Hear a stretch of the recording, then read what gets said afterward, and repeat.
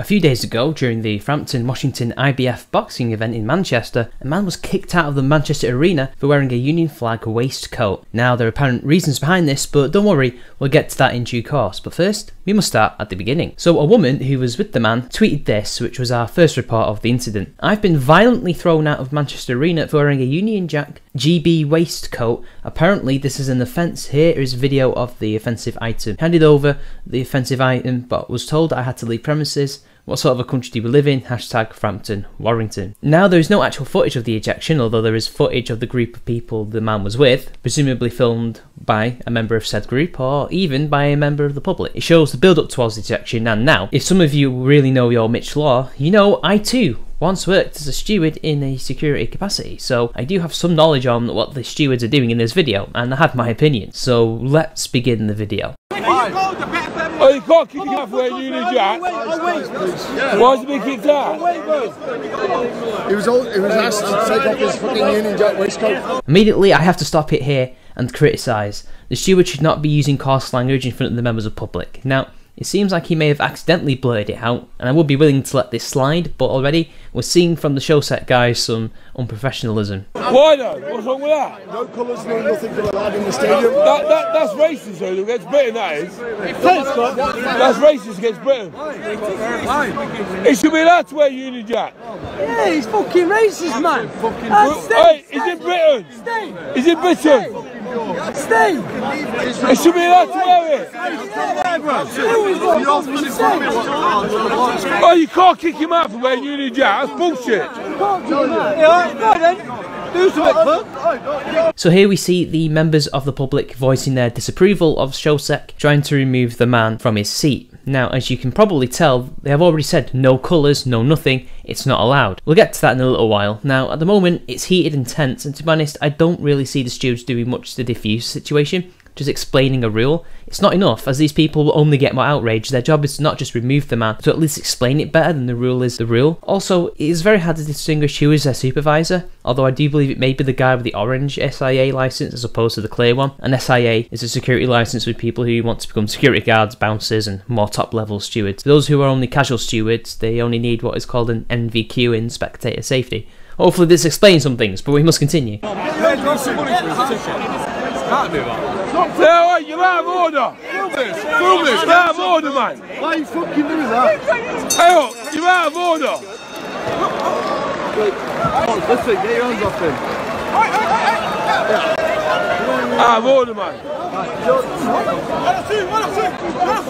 Hey, wankers, mate! Come on, guys! I'm going to let them tomorrow. Now things have really gotten unprofessional. Not only have they failed to defuse the situation and try to adequately explain the situation, they've started manhandling him. Now, they do have the right to use physical force on a person, especially if they refuse to leave. However, as we will get into an article later, it's not so simple as that. As you can see briefly, the man had his waistcoat taken off. So really the situation should have ceased at that, unless he himself was not making matters any better, which he probably wasn't. However, it's pretty clear that apart from the showset lads, who I don't blame for the rules, they are paid to enforce them, not to make them, no one else knows this no colours rule. Again, they had no reason to just touch him like that without what appears to be a verbal warning, though the audio was not very clear that they have already done so. What are you doing there?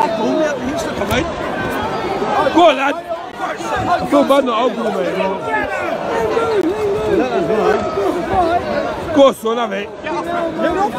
Hey, you all wankers, mate! If we get him all, we get kicked out, don't we? Bullshit, mate.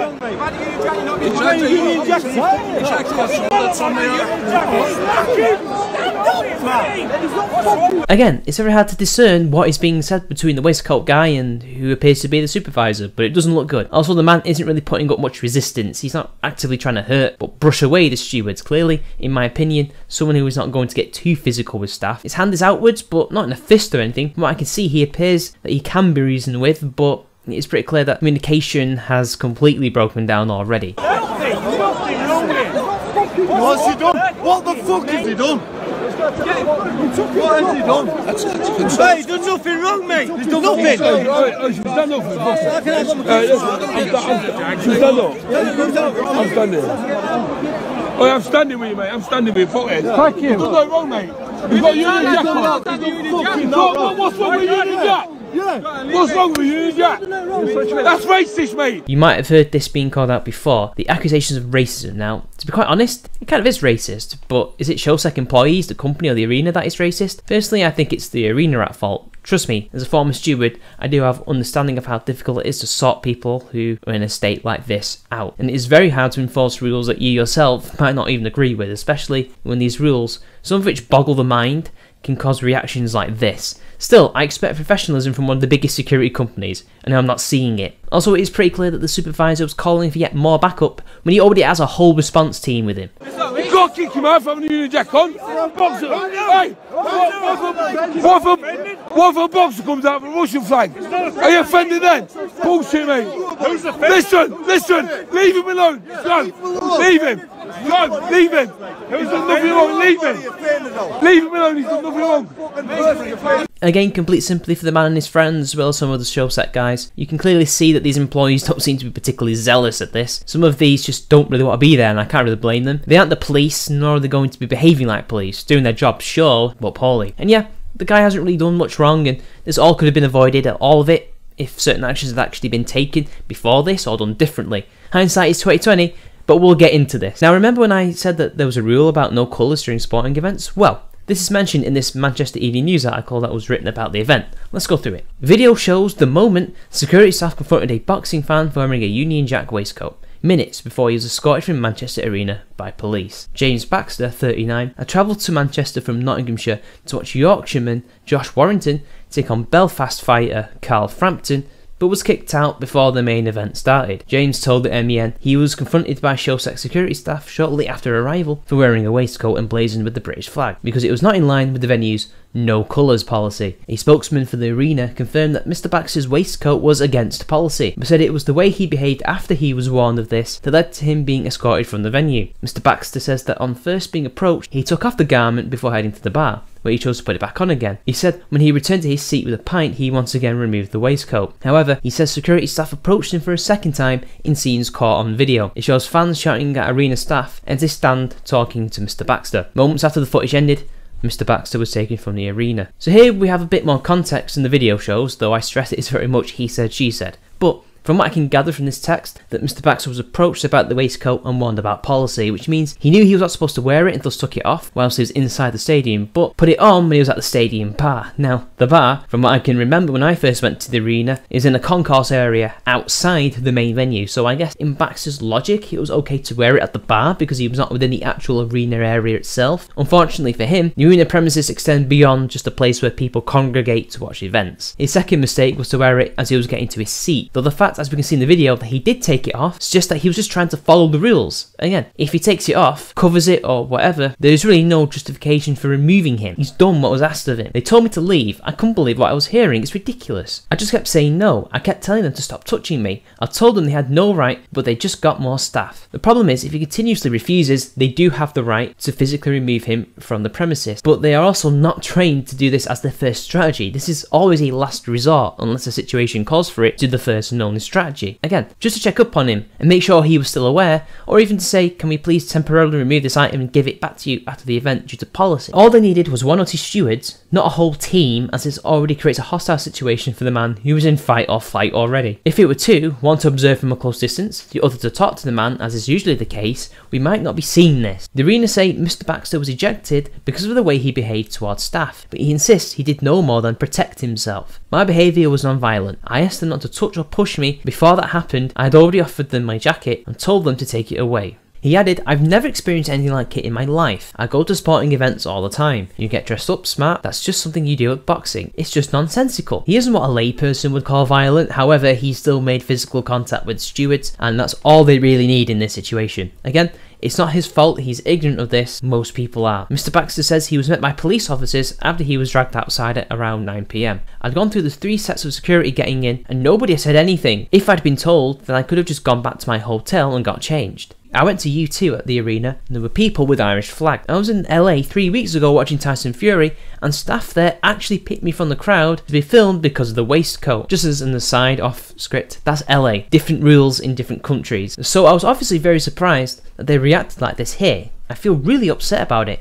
Now, isn't that interesting? At another event, the venue will have flags to be displayed. Is it racism, or is it due to security concerns? Well, let's take a look at their rules. As you can see here, they have quite a lot of rules. So here we have an example of what items are not allowed in the arena. As you can see, it's all the usual things you would expect in a venue like this. But at the very end, we see something very interesting. Anything else which we deem to ruin the enjoyment or viewing experience of others. A vague, arbitrary rule. And as we've seen online, and even in real life, vague, arbitrary rules are used to enforce arbitrary, oppressive policy. And it is further highlighted in another, and again, and this is entry to the arena and events. On 4.4G, any other items which we believe may cause danger or disruption at an event, regardless of whether or not they are illegal or carried for a specific reason. It's pretty much the same as the last one, and it explains in a little more detail that it doesn't matter about the legality, only the context of the situation. So what is the context? Well, Carl Frampton and Josh Warrington are two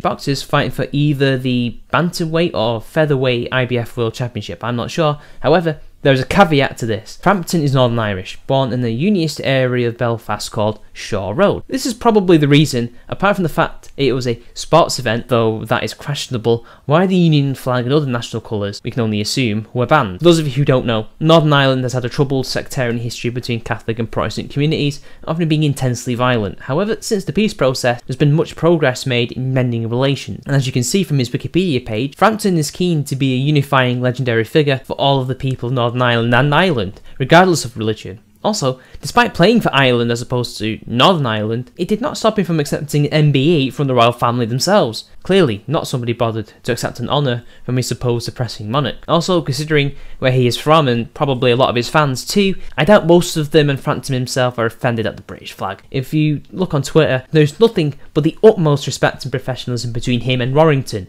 Nothing at all to be worried about. However, what about the sporting event angle? Well, hold your horses, we're getting there. The article concludes, Matt Ward, a spokesman for Manchester Arena, said, as is standard procedure for all arena boxing events, football and or rugby, colours are not permitted into the venue. Due to a large number of travelling international fans at last night's event, this was extended to include national colours. All ticket holders were made aware of this policy in advance of their visit and at point of entry into the venue. The said ticket holder was asked on 3 separate occasions to cover up his waistcoat, but refused each time. The spokesman added that his subsequent removal from the venue by British Transport Police was as a result of behaviour towards staff and not because of his refusal to comply with clothing policy, as has been claimed. I can't help but doubt this spokesman's words. Clearly not every ticket holder was aware of this rule, nor were there anything on their Twitter before or after this event that told people. Also, 3 separate occasions? Well, he says 2, unless the third was done so during the fracas. Also, it is pretty clear that the man was not told to remove his item of clothing as he entered the building, so something doesn't add up here. Finally, let's elaborate about this no colours policy. Now, as someone who has stewarded without a doubt hundreds of football events as well as some rugby events, though not internationals, I can say without a doubt colours are allowed in stadia. However, they're only allowed in permitted areas, so they are allowed within the area where you are seated with fans of your own team, the home end and the away end. In international events, it's a little loose, but generally there is a segregation to prevent violence and abuse. I'm not sure if in neutral areas colours are allowed or not in general, but it appears that in the European Cup and World Cup it is generally allowed, but the opposing team fans are kept separate. So the spokesman is wrong. We are allowed, just it has to be for security reasons in segregated areas. In a boxing match, however, I can't really understand how this can be the case. In boxing, apart from maybe the Olympics, it's never really 2 countries going head to head, but 2 individuals. Can there be some potential disturbances if the 2 boxers come from rival countries? Possibly, but I have not really heard of much trouble like this in boxing matches, especially as you might be more likely to face your own countrymen than someone else. Also, it is pretty clear that organisers don't tend to organise events like a football or rugby match. If colours are banned, that means plenty of British fighters like Derek Chisora, Amir Khan, and even David, the Haymaker Hay, cannot be allowed to wear their shorts in the ring. If the fighters can be patriotic, why not the fans? If there's no real history or national violence, maybe there is, and I'm sure people in the comments can educate me on this. So after all this, there was one thing that really pissed me off. Now, I haven't really talked much about the politics. The video you saw there was posted to Tommy Robinson's YouTube channel. He clearly sees something political, and although it is a slight undercurrent, I personally don't see show sex actions as political, and Manchester Arena already have their rules, so regardless, they were going to enforce them anyway. But left-wing idiots just couldn't keep their nose out of this, could they? Always looking to dab on the jingoists, and nasty rumour was circulated about Baxter, that allegedly he was really kicked out because he shat on the floor of the stadium. Now, from what I could discern, it came from this lovely individual called Eustace R. Duo, who really, in all actuality, is probably a troll. If you look at his Twitter, he might appear kind of left-wing, but he's saying some weird shit. But nonetheless, let's see what he has to say. I actually work at the MEN and saw what happened. You were thrown out because you took a shit on the floor like an animal. Prior to that, you were asked several times to stop harassing staff. People, if you plan on replying to you express your disbelief, please consider the facts. 1, I was there. 2, you weren't. 3, I'm not asked what you reckon. Lots of poo truthers in my mentions, desperate for pictures of the turd. It was cleared up pretty much immediately, guys. We weren't that keen on giving people time to pose with it. Either a troll or a leftist shit stirrer, you decide. But as we have already seen in the MEN article, not a single word was mentioned about defecation or anything, just the waistcoat and the man's behaviour. So this is fake news, but it did not stop the left-wing people from taking this guy's word hook, line and sinker and spinning a narrative out of it. Also, a cursory glance at the man's Twitter shows exactly where he works, and it is not the Arena. He is apparently Communications Director of at UK Progressive, which is a progressive left think tank. Does he actually work there? Who the hell knows? Is he an employee at the Manchester Arena? 99% possibility he is full of crap. There's no way to verify that without doxing him, and that's not good. And besides, he doesn't care, he just wants to peddle this lie. So fellow Mancunians and anyone interested in this story, please do send this video and the sources to people lying. So in conclusion, Shosek and Manchester Arena have handled the situation extremely poorly in my opinion. And despite having experience, I would not call myself an expert, this should not have been handled in such a blunt manner. They should have handled this with much more care, educated the spectators properly before the match, informed them during the match at appropriate times and in an appropriate manner, and also to not resort to manhandling unless he was actually violent, which in actuality he wasn't really. Is this to do with racism and progressive document infecting stadium rules? Well, there already is some kind of slight influence, but did it influence it here?